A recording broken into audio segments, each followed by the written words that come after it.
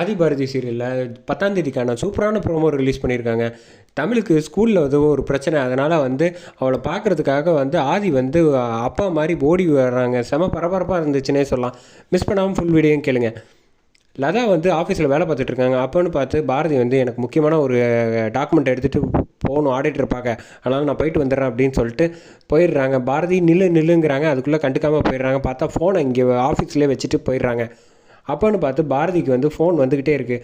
சரி ஸ்கூல்னு போட்டிருக்காளே எடுத்து பேசுவோம் அப்படின்ட்டு லதா வந்து பதட்டத்தில் எடுத்து பேசுகிறாங்க. பதட்டத்தில் ஃபோனை எடுத்து லதா பேசுகிறாங்க. ஹலோ பாரதி, இங்கே வாங்க, ஸ்கூலுக்கு அர்ஜென்ட்டாக வாங்க, தமிழுக்கு வந்து ஒரு பிரச்சனையாகிடுச்சு ஸ்கூலில், உடனே வாங்க அப்படின்னு சொன்னோன்னே, என்ன பிரச்சனையாகிடுச்சு? ஹலோ ஒரு நிமிஷம் இருங்க, நான் வந்து பாரதி கிடையாது அப்படின்னோன்னே, பாரதி இல்லாமல் அவங்க நம்பர் தானே இது கொடுத்துருந்தாங்க அப்படின்னு.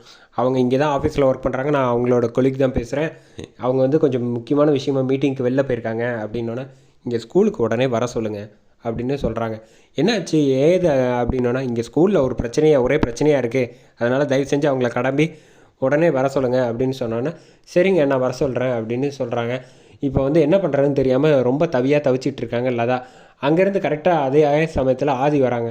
வந்தோடனே வந்து, அம்மா என்ன ஆளே இல்லாத இடத்துல வந்து குறுக்க மறுக்கம் நின்று யார் கூட தனியாக பேசிகிட்டு இருக்க அப்படின்னோடனே, என் கேசன் கூட ஏதாவது சண்டையா அப்படின்னோடனே, சேச்சா அதெல்லாம் ஒன்றும் இல்லை, அது தமிழ் ஸ்கூலில் வந்து அர்ஜென்ட்டாக ஏதோ ஒரு பிரச்சனையா, அதான் வர சொல்லியிருந்தாங்க.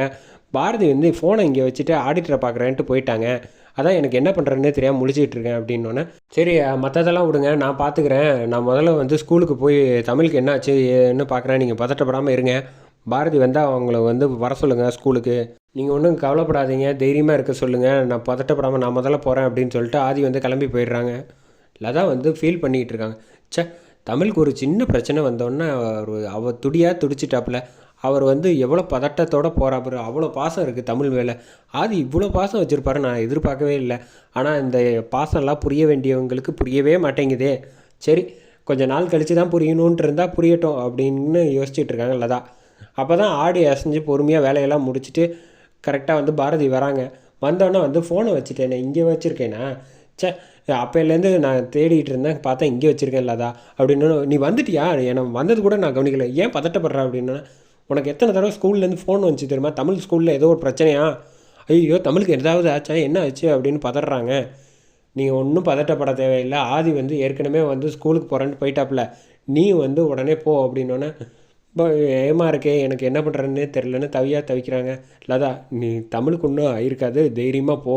ஸ்கூலுக்கு வந்து பார்த்தா பாரதி வராததுனால ஆதி வந்து ஸ்கூலுக்கு வந்ததுக்கப்புறமேட்டுக்கு நிச்சயமாக இதுக்கு அடுத்தது எப்படி கொண்டு போவாங்கன்னா, தமிழ் வந்து கரெக்டாக இவர் தான் ஆதியை வந்து அப்பாவாக ஏற்றுக்கிற மாதிரி சுச்சுவேஷன் வந்து அங்கே நடந்திருக்கும். அதனால் வந்து தமிழ்கிட்ட வந்து ஆதி வந்து அவளோட அப்பா தான் அப்படின்னு டீச்சர்ஸ்கிட்டலாம் பேசுகிற மாதிரி சூழ்நிலை வரும். அதை வந்து தமிழ் எப்படி எடுத்துக்க போகிறாங்க, அதை ஒருவேளை சந்தோஷமாக ஏற்றுக்கிட்டாங்கன்னா பாரதி வந்து அதிர்ச்சி ஆகிடுவாங்க, அவங்க ட்ராக் வந்து கிளியர் ஆகும். அப்படி கொண்டு போனால் நல்லாயிருக்கும்.